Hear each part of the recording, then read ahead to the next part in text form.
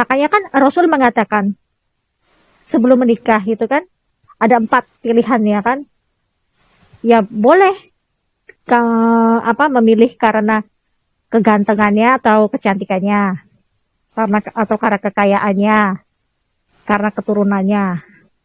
Yang keempat karena agamanya, tapi paling utama karena agamanya, kan gitu. Ya. Ketika cuma milih karena gantengnya aja, ntar lama-lama dia tua. Ya. Peot. Iya, lama-lama dia tua, peot. Gitu. Tapi aku bilang sama suamiku, ya apa sih kamu akan tetap ganteng kan nanti pas saat kamu tua kan mataku rabun.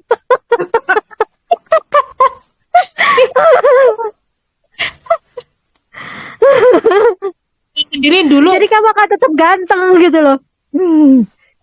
Kalau Mbak Iren sendiri dari 4 dulu yang pertama apa yang dipilih ketika memutuskan menikah dengan suaminya? Kalau aku dulu, dulu kan aku belum tahu tentang belum benar-benar ketika menikah itu belum benar-benar hijrah ya. Karena pas pada saat menikah dengan suamiku tuh aku sebenarnya masih suka, kadang-kadang suka ngedatengin gereja gitu kan dulu. Apalagi dulu kan saya mualaf. Kalau dulu yang aku lihat adalah gini, pokoknya dari pihak keluarga suamiku welcome sama aku. Pihak keluarga suamiku welcome, maka aku yes, terutama ibu mertua. Karena banyak banget teman-teman aku yang udah nikah gitu bermasalahnya dengan ibu mertua gitu kan. Nah ini enggak, makanya aku kadang suka kesel dengan perempuan-perempuan yang kalau ngomongin ibu mertuanya tuh udah kayak nenek sihir aja gitu kan. Ini dulunya kenapa gitu dia dulu gitu kan, anaknya mau gitu kan, tidur sama anaknya mau, kenapa sama ibunya dia begitu gitu kan. Nah terus ya itu pertama itu. Tapi kemudian dan makanya kan dalam berapa ya, sekitar 5 tahun pernikahan ya kan, sekitar 5 tahun pernikahan itu kalau nggak berantem 1 minggu nggak berantem itu kan itu udah jago tuh. Itu udah jago itu. Dan ketika mulai hijrah, ketika mulai tahu sama-sama berhijrah, tahu oh ternyata kita bawa sampah gitu. Jadi justru kenapa tadi saya bisa ngomong gitu, bawa sampah. Saya ditanya apa dulu pernah pacaran? Ya pacaran, pernah. Suami saya iya pernah. Apalagi saya dulu bukan lahir dari keluarga muslim gitu kan, yang berpikir pacaran itu hal biasa. Ketika benar-benar hijrah, ketika benar-benar mau menuju Islam yang kafah, saya baru tahu bahwa itu nggak boleh, itu dosa. Dan dengan belum ditaubatinya saya dulu, dengan ketika saya masuk Islam itu hanya sebagai formalitas saja pada saat menikah, itu untuk masih ketolongan gitu. Mungkin memang Allah begitu cara nuntun saya. Nah baru saat itu sadar, dan ketika itu benar-benar ditaubati, kita taubat sama-sama, mulai berangsur tuh persoalan mengecil gitu kan. Dari yang tadinya dalam seminggu pasti ada aja ributnya gitu. Nah ini kan mulai paling hanya persoalan-persoalan apa itu pun nggak selalu dalam setiap bulan gitu, nggak. Terus itu pun juga bisa jadi kayak semacam lucu-lucuan, jadi lucu aja nanti setelah misalnya setelah ribut atau setelah berantem jadi lucu gitu. Ribut-ribut kecil lah gitu ya. Ya kesel-keselnya jadi lucu gitu. Karena sampahnya udah kita bersihin. Maksudnya sampah besarnya, kotoran yang paling menjijikkannya itu udah kita keluarkan. Gitu. Jadi sebenarnya kalau rumah tangga selalu ada persoalan, kita tanya sama Allah. Kita cari tahu. Cari tahunya lewat apa? Kajian-kajian, ilmu-ilmu agama. Sebenarnya ini apa ya? Pasti ada yang salah kok. Pasti ada yang salah itu di situ. Jadi jangan balik lagi kayak waktu itu ya, pembahasan waktu itu, jangan ngerasa ini adalah ujian gitu. Enggak, belum sehebat itu. Ya, Ini bisa jadi teguran. Ada sampah yang masih kamu bawa, tolong bersihkan. Allah lagi mau ngomong gitu.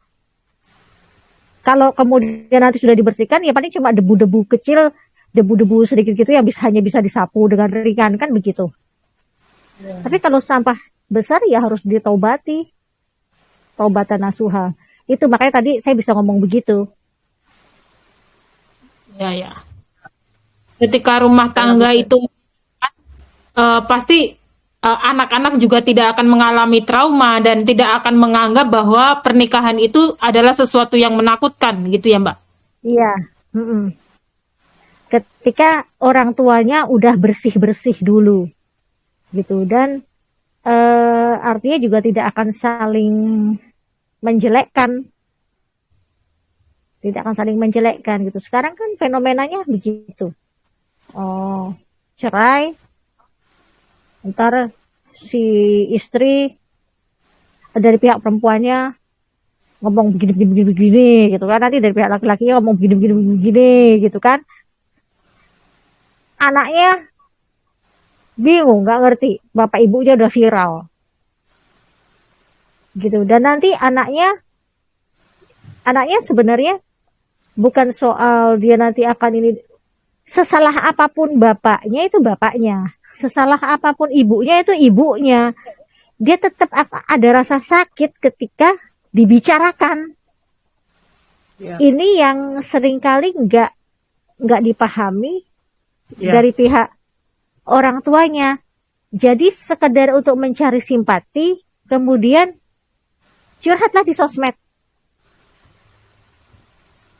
Padahal harusnya curhatnya kan di atas sajadah dia. Gitu. Dan sekarang marak sekali gitu mereka secara pakaian aurat ditutup, tapi secara aib mereka buka. ya. Begitu mudahnya kan sekarang soalnya gitu ya. Nah, gitu. Dan ini sebenarnya Berarti, dampaknya juga ke anak-anak. ya. Berarti kesimpulannya tuh berarti ya menikah itu sebenarnya nggak akan begitu menakutkan Kalau dilakukan dengan cara yang benar dan tidak membawa sampah ke dalam rumah tangga, sampah sebelum menikah jangan dibawa. ya Gitu. Jadi ya serta seperti tadi, niat tadi ya. dengan niat tadi. Jadi seperti tadi, ketika udah serius mau nikah nih, ta'aruf misalnya gitu, ta'aruf, tanya, pernah pacaran? Tanya. Pernah, misalnya tanya, maaf ini bukan mau nanya siapa pacarmu, berapa mantanmu, enggak, cuma nanya aja, pernah pacaran? Pernah. Terus apa pendapatnya tentang pacaran? Tanyakan, baik itu dari sisi laki-laki ke perempuan atau dari sisi perempuan ke laki-laki. Tanyakan, apa pendapatnya? Kalau menurut saya nggak masalah pacaran, tinggalkan dia. Nggak usah dengan dia, masih banyak makhluk Allah yang lain. Kalau dia sudah sampai bilang, menurut saya nggak masalah pacaran, tinggalkan dia. Karena nanti ketika dia punya pasangan, dia akan punya pacar juga. Karena bagi dia pacaran nggak masalah. Ya, Walaupun ya. dia bilang, ya itu kalau misalnya kita belum punya pasangan, bullshit, jangan percaya. Bullshit, jangan percaya dengan orang yang masih menghalalkan pacaran. Jangan percaya. Ya itu kalau misalnya kita belum punya pasangan, kalau udah punya pasangan ya nggak boleh. Mau punya pasangan, mau nggak punya pasangan emang nggak boleh pacaran. Allah yang nggak ngebolehin. Gitu. Jadi baik laki-laki maupun perempuan tuh harus paham aturan Allah. Ketika kita memang nurut sama Allah, paham dengan aturan Allah, maka disitulah kita punya niatan, menurut Ustadz Hanan Ataki, punya niatan bahwa rumah tangga itu adalah karena Allah.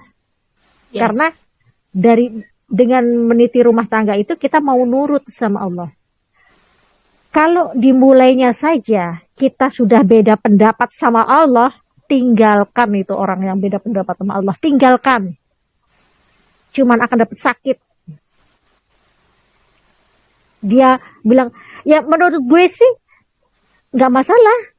Kalau pacaran, emang ya kenapa? Lagian juga belum punya bini atau lagian juga belum punya suami, ya nggak apa-apa dong. Tapi kan kita saling mengenal, kita butuh kenal itu sebagainya. Tinggalkan itu manusia itu, tinggalkan. Makhluk Allah yang lain masih banyak. Gitu. Tapi Karena Cari nggak nggak kasih nggak tuh. nggak ini ya, kayak kayak tadi kan contohnya ada yang 10 tahun pacaran juga buktinya nggak langgeng tuh rumah tangganya nggak gitu kan. langgeng, nggak Karena langgeng. kan ada yang beralasan tuh apa, boleh dong pacaran kan biar tahu gitu, biar saling Biar tahu mengenal, saling biar mengenal. apa. Nah, Padahal kenyataannya belum tentu gitu kan. Dalam Islam ada yang namanya ta'aruf. Terus nanti nanya lagi, emang kalau ta'aruf udah pasti nggak terjadi perceraian? Ya enggak ada pemastian, nggak ada kepastian itu. Tapi paling tidak awalnya sudah dilakukan dengan baik, Ya, awalnya betul. sudah diniatkan dengan baik. Kalaupun kemudian akhirnya terjadi perceraian, itu paling tidak kita sudah mengawalinya dengan baik. Jadi kayak gini nih pertanyaannya. Uh, Ketika waktu itu saya pernah ini dengan obat herbal, obat sunnah. Saya iniin ke orang, dia lagi ini sakit, coba minum madu ini madu asli dengan habatus sauda. Saya bilang gitu kan, madu dan habatus sauda.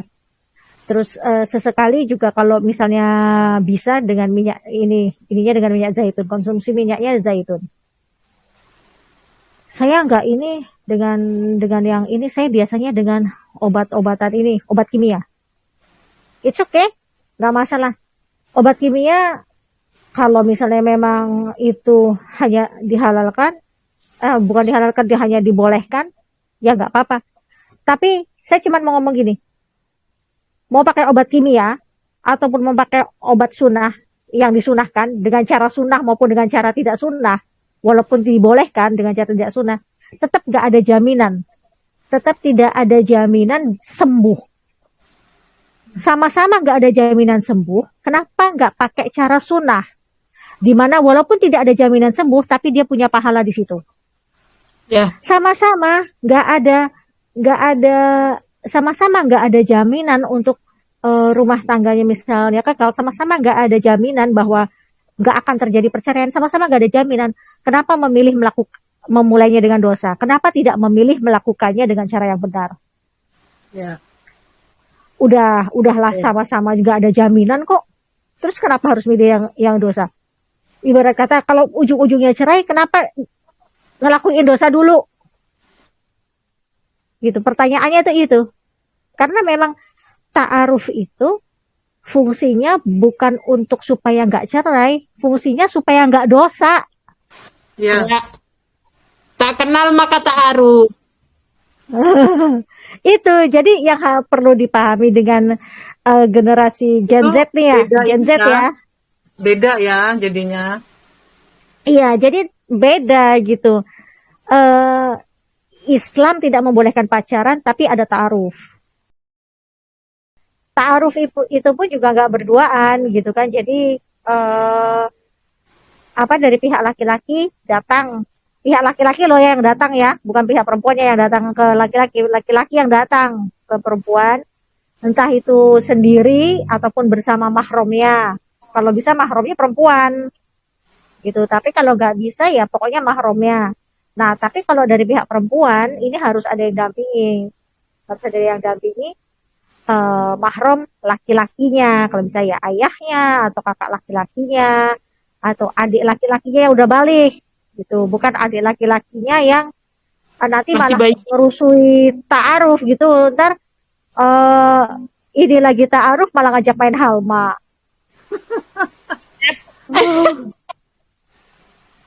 Main app tuh gitu. Atau kan malah ngajakin ngegame gitu kan, gimana? Nah itu gitu. Jadi di situ bisa ditanyakan, bisa saling komunikasi. Kalau yang tadi udah penjelasan yang tentang apa tadi itu, bahwa ta'aruf dengan pacaran memang sama-sama tidak menjamin bahwa tidak akan berakhir perceraian, udah kan ya? Ya. Ya. Itu nggak sendat-sendat kan? Enggak. Oke. Penutupnya Nah, itu deh. Jadi penutupnya kesimpulan. sebenarnya pernikahan itu nggak menakutkan kok. Nggak akan ada istilah marriage is scary, itu nggak ada. Ketika Not dimulainya karena Allah. Ketika dimulai karena Allah dengan apa? Dengan kita tidak membawa sampah dosa yang dulu. Sampah dosa yang dulu itu maksudnya yang seperti apa? Ya salah satu contohnya adalah pacaran yang pernah kita lakukan. Gitu. Jadi pernikahan itu bukan meleburkan dosa pacaran, bukan. Pernikahan itu adalah untuk menghalalkan yang haram dan ibadah kita ke Allah. Karena kita mau ibadah ke Allah, maka kita jangan bawa sampah. Jadi ya sebelum memulai ke pernikahan, maka ditaubatilah dulu itu dosa-dosa yang dulu. Dosa-dosa pacaran yang dulu itu ditaubati. Tapi saya belum pernah pacaran, Bunda Irene, bagus. Misalnya kalau belum pernah pacaran, cuman saya pernah suka sih dengan si ini, apakah itu juga perlu ditaubati? Sebenarnya memang bagusnya adalah sama-sama bersih ya, membersihkan diri. Ya Allah, kalau misalnya ada dosa sebelum pernikahan ini, tolong ampuni. Hamba memang belum pernah pacaran, belum pernah ini. Tapi kalau walaupun belum pernah berpacaran, tapi selama sebelum menikah ini ada pandangan saya yang tidak terjaga, pendengaran saya nggak terjaga. Contohnya nih, belum menikah, tapi dia kan tontonannya udah kayak gitu, bacaannya kayak gitu ya. Gak usah saya jelasin lah ya kayak gitunya kayak gimana. Tontonannya kayak gitu, bacaannya kayak gitu.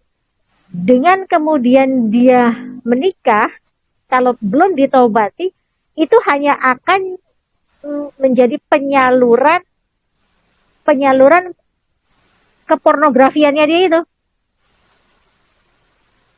Nah, ini sampah juga ini sampah juga, jadinya nggak jadi ibadah itu nantinya pernikahannya itu. Soalnya dia sampahnya aja masih dia bawa. Jadi kalau masih ada sampah-sampah yang dibawa dari matanya, dari pikirannya, dari pendengarannya, misalnya begitu, taubati dulu semua itu.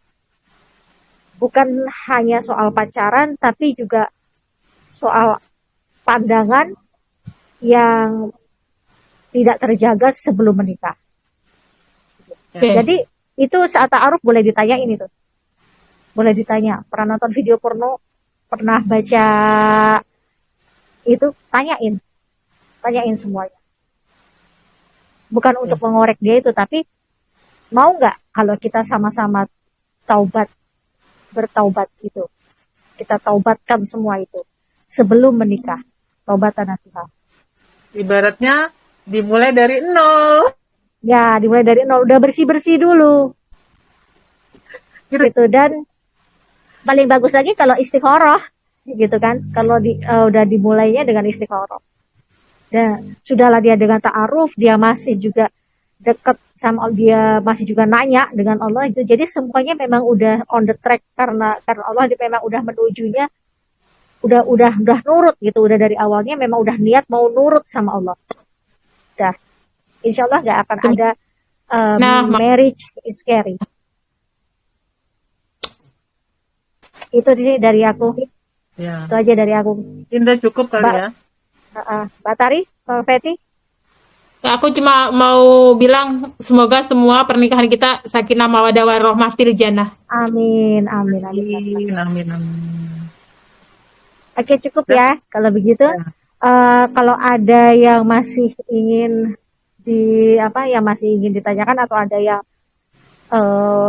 ingin didiskusikan, bisa di kolom komentar, atau bisa kalau misalnya ini termasuk pribadi, untuk diskusi secara pribadi bisa langsung ke admin ya, ke admin di link di bawah. Oke. Wassalamualaikum warahmatullahi wabarakatuh. Waalaikumsalam warahmatullahi wabarakatuh. Terima kasih Kak Iren. Sama-sama Mbak Tari. Sampai ketemu di teman cerita Iren.